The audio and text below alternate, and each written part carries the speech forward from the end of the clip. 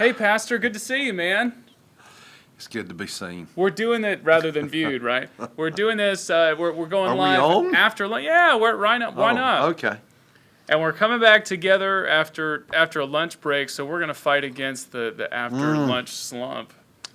That's exactly right. That's exactly what we're gonna do. I wondered why I've hit such a, but that's what it is, I guess. Such a wall, such an energy wall. Yeah, an energy wall. We got a couple things to talk about today. We should probably talk a little before we jump into the text. We need to talk to people about One Mission, which is coming up next week. Our yearly missions conference. Yeah, starts Sunday. And it's good. Dr. Paul Chipwood, president of the International Mission Board, is going to be here with us. I don't know if this church has ever had an IMB president come before. I'm not sure that we have. This may be the first go-round. He's going to be here. Great guy. He is really cool. Really,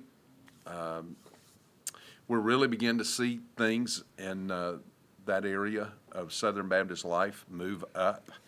And I'm thankful. We're all thankful for that. And, of course, what we're involved in as a church, we're involved in so many missions, local right here in town, in the state.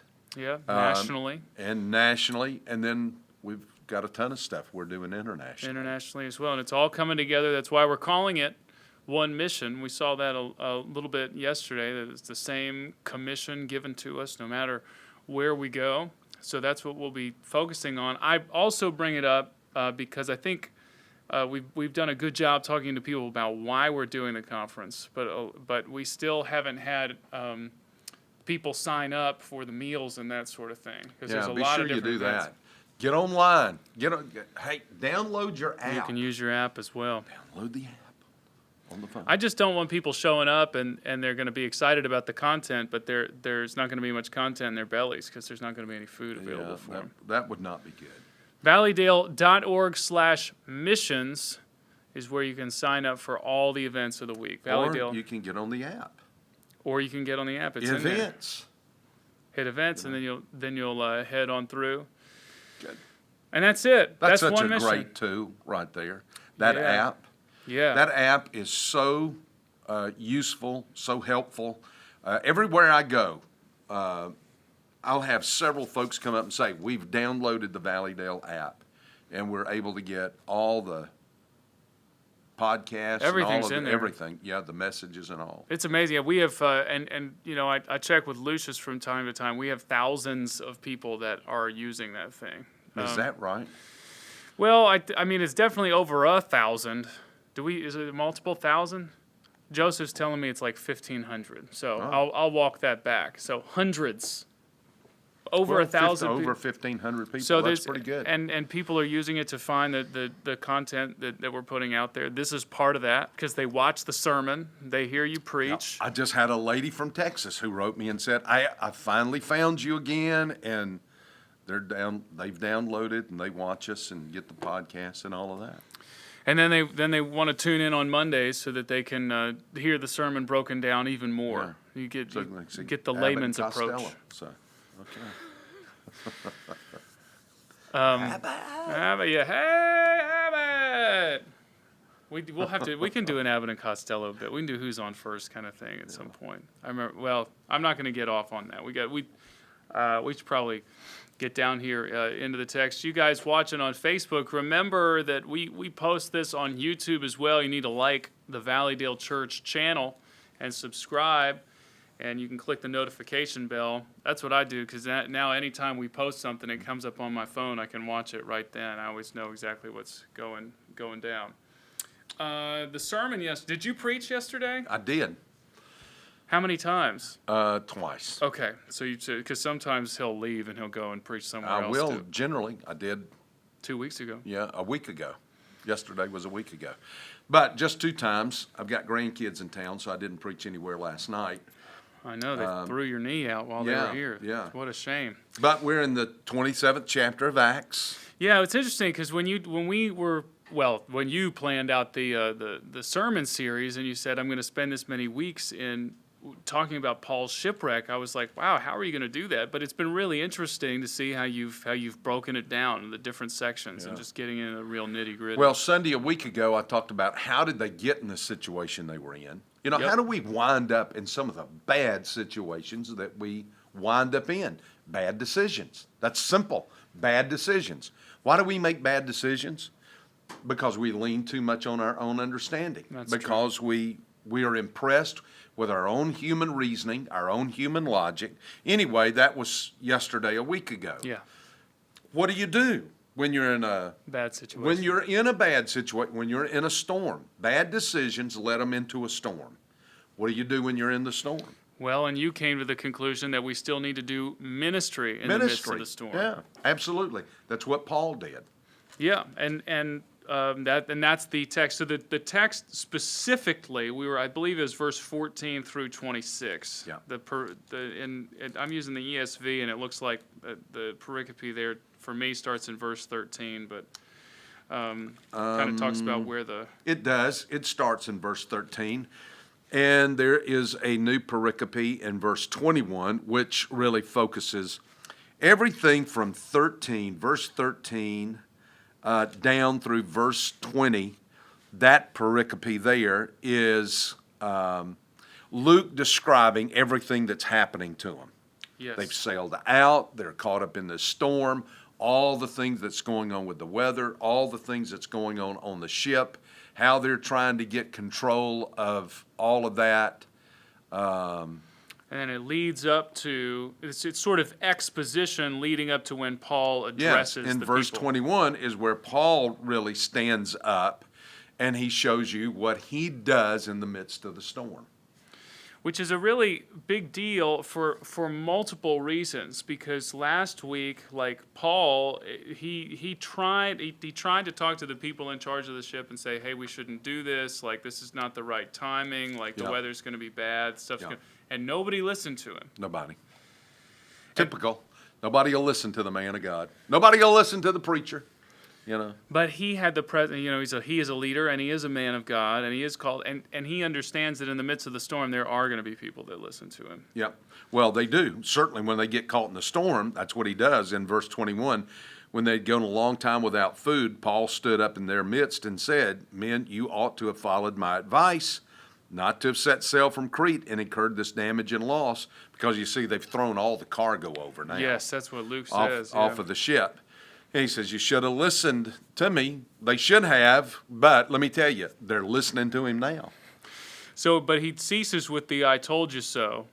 And he says, okay, all right, all that's behind us. I did tell you this, but then the compassion comes. Yeah, I urge he's, you to I'm take urging you now. Listen to me now.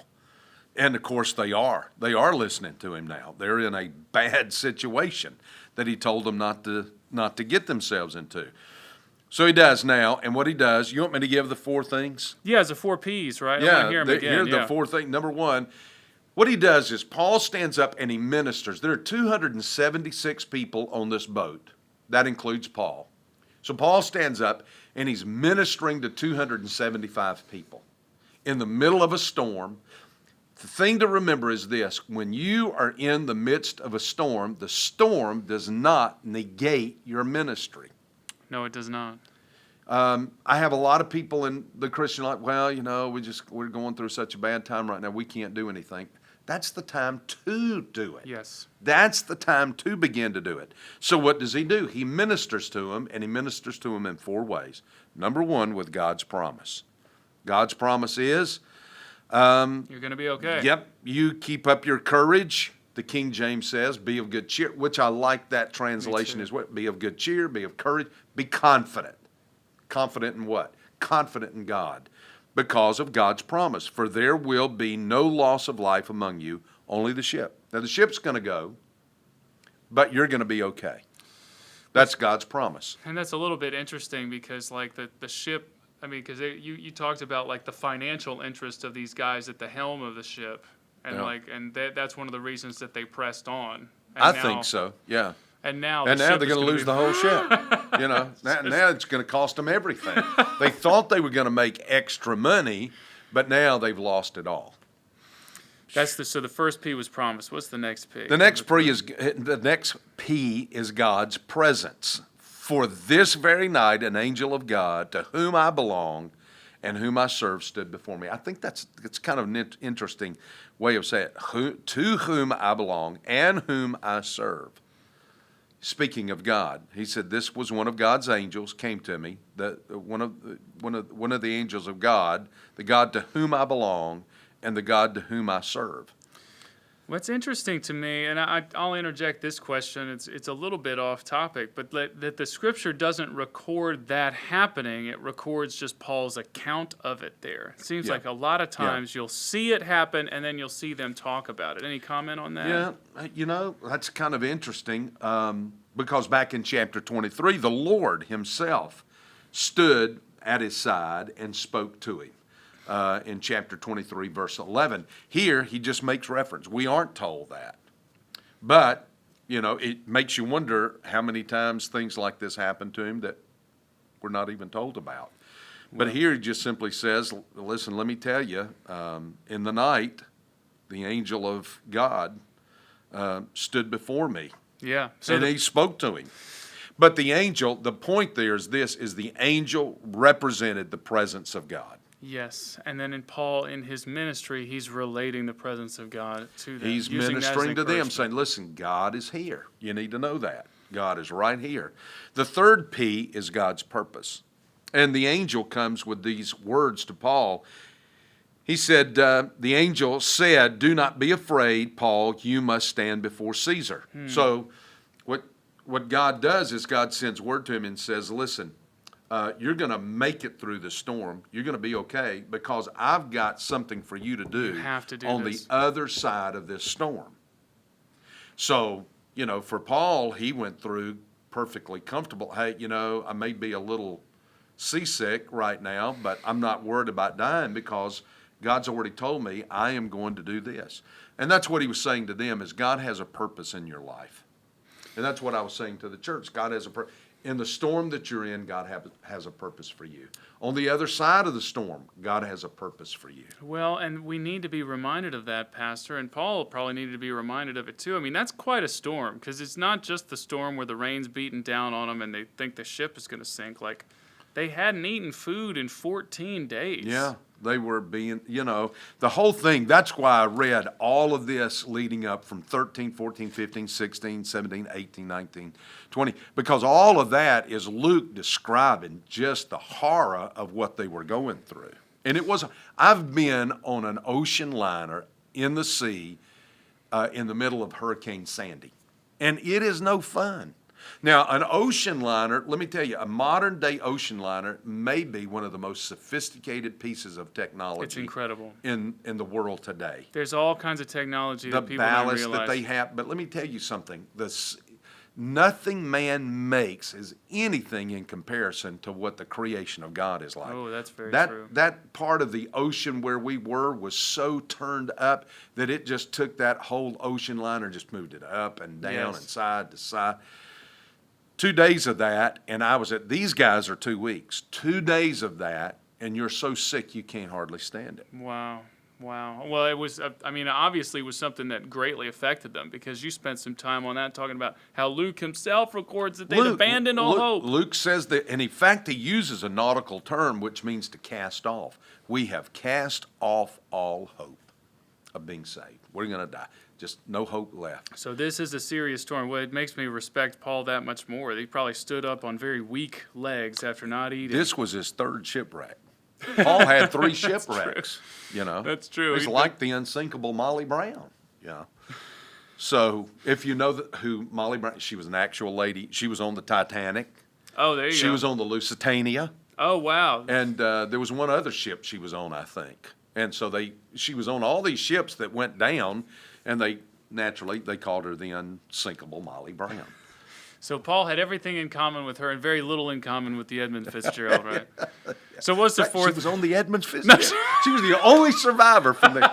Gordon Lightfoot never sang about her. That's officially the theme song of this podcast, is the wreck of the Edmund Fitzgerald. All right, what's the fourth P? The fourth P is God's protection, because God says to him through the angel, God has granted you and all those who are sailing with you. In other words, you're going to be saved. You're going to make it through. Ship's going to be lost. You guys are going to be all right. Ship will go down. You don't have to. Pastor, again, like the overarching message is like the ability that we have as Christians to do His work, to do His ministry in the midst of a storm. Yeah. So give us some application then, like. Well, everybody out there is going through some kind of storm, a financial storm. They're going through a marital storm, a parental storm. What do I do with these kids? They're in rebellion. They won't listen to us. Yeah. They won't do this, that, or the other. They're in some kind of a storm, a relationship storm, a relational storm. Maybe even your own personal spiritual storm where you're like Luke, I'm just giving up hope. I'm in a storm and I just give up hope. I just abandon. I'm walking away from the church. I'm walking away from Bible study. I'm walking away from my Christian friend. I'm just walking away from it all because none of it seems to work. And our instinct is to abandon ministry at that point. Yeah. Clearly God's not a part of this or something like that. Well, what do? We are, regardless of the storm that you're in, we are to be ministering to other people in the midst of the storm. Well, we have that example to follow, and obviously Paul himself was just following the example of Christ. You can see the ministry that Christ himself does amidst the storm of his crucifixion. Yeah, look at how he's constantly trying to, he's just hours from being crucified, and he turns to the disciples and he says, don't let your hearts be troubled. You believe in God, believe also in me. In my Father's house are many mansions. If it were not so, I would have told you. I go and prepare a place for you. What is he doing there? He, in the midst of the storm that he knows he's going to go through. Now, he knows what he's going to experience. We don't. I've got an idea, but of what might happen this afternoon. But Jesus knew precisely and exactly what was going to happen. And in the midst of him going through that, what's he doing? He's encouraging the disciples. He's washing their feet. He's serving them at dinner, All of this in the midst of his own storm, knowing that they're about to go through a storm, he's doing everything. When they come to arrest him, and he says, to them, I'm the one that you're looking for. Let these go. Which I always remember. Every time I read that, I always think, these are not the droids you're looking for. Jesus says to all of those guards, let them go. And they go. Jesus is protecting them, caring for them, watching out for them, and he's in the midst of this storm. That's our example. Well, and what he does in the power of the Spirit. Mm-hmm. And then the Bible says over and over that we have that same Spirit with the same power. That's and right. And that he empowers us today to be able to do it. That's where I struggle with unbelief. It's like hard to believe that I could stand up and have that same kind of confidence that Paul did in the midst of that storm. Well, that's what we're called to do. That's why he says, take courage. And then he comes back down here in verse 25 and he says to them again, keep up your courage. For this is the secret to the whole thing. I didn't get this far, but this is the secret to it. For I believe God. I believe God. And he says, it'll turn out exactly as I've been told. It'll turn out exactly as God said it would. There you go. Well, I'm glad that we got that far today because that really is the key. Yeah, it is. I believe God. Paul says, I believe God. Isn't it great when you got a man of faith on the boat?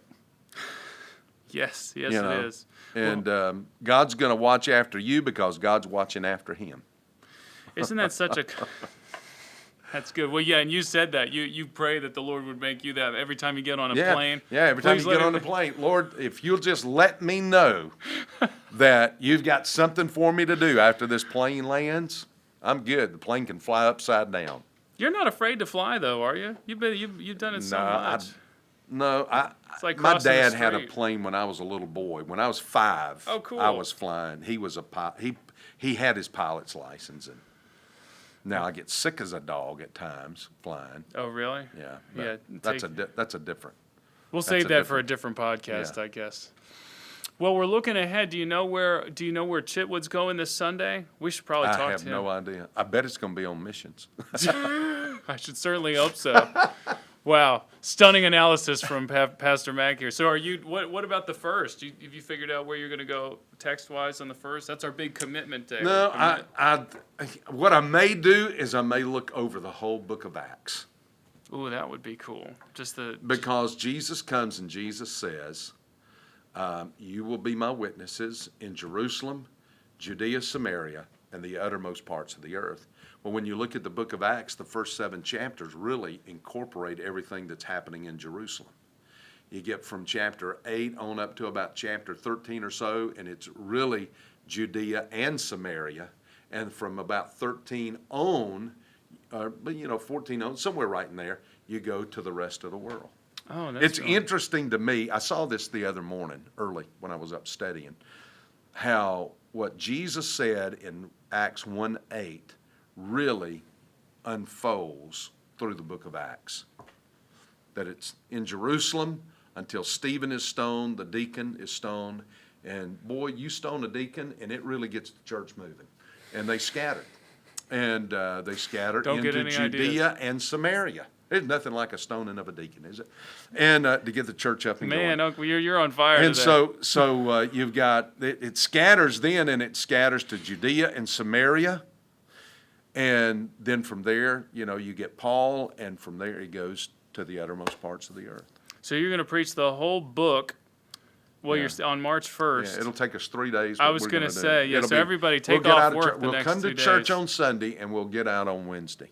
Well, No. we won't, not till Wednesday night, because then you got to, I don't know when you're going to prepare that. He'll be preaching Acts 20, chapter 28 on I don't Wednesday know night. if that's what I'm doing, but that's in my head. But then we're moving after that into the Levitical sacrifices. I'm I excited am about that. I am excited about that. We're going to look at the 5 offerings. Now, everybody thinks, well, they're all the same thing. No, they're not. In fact, they're not all carried out the same way. And that's all approaching when we talk about the sacrifice on Easter Sunday. Yeah, yeah. We got it all planned out. This ain't a hobby. Just come be with us. Come be with us. No, it's a calling. It is a hobby. calling, yeah. Well, so we'll see you guys on the flip side. Make sure you're signing up for everything. valleydale.org/missions. We'll talk to you again soon.